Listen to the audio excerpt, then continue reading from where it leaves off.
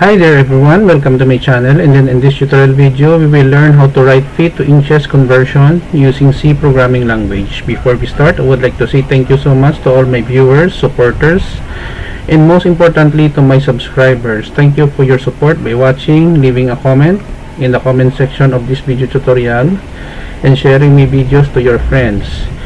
So let's get started.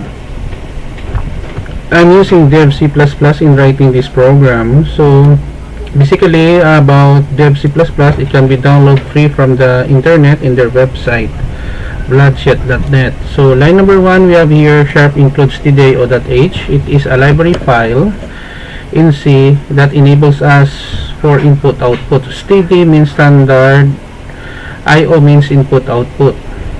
Line number 3 will be have a main function.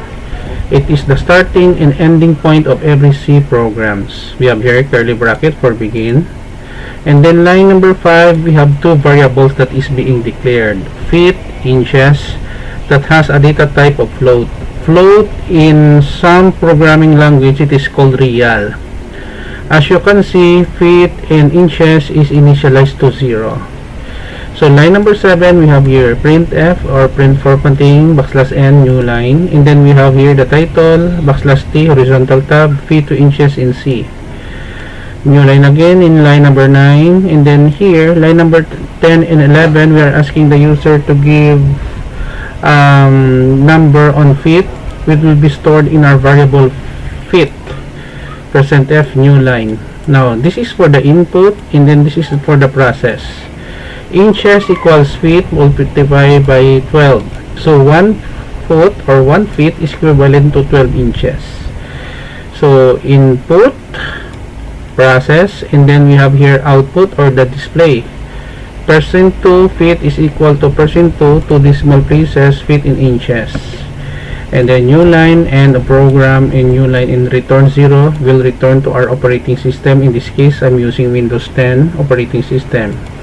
And then we have here the right curly bracket to end the body of our main function. I will put a link in the description video of this video tutorial, guys, so that you can download the complete source code for free in my two websites. So let us compile and run so that we can see the output. Feet to inches in C give number of feet. Let's say we have 2. 2 feet is equal to 24 inches and the program.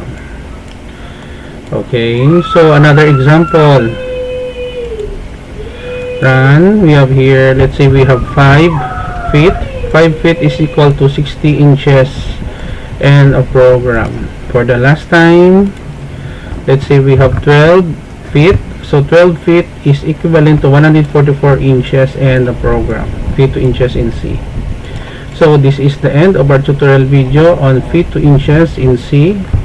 I hope that you learned something new in this short video tutorial. If you like this video, please hit the like button. Don't forget to share, and please support my channel, guys, by clicking the subscribe button. See you in the next video tutorial, guys. This is your friend Jake saying bye bye for now.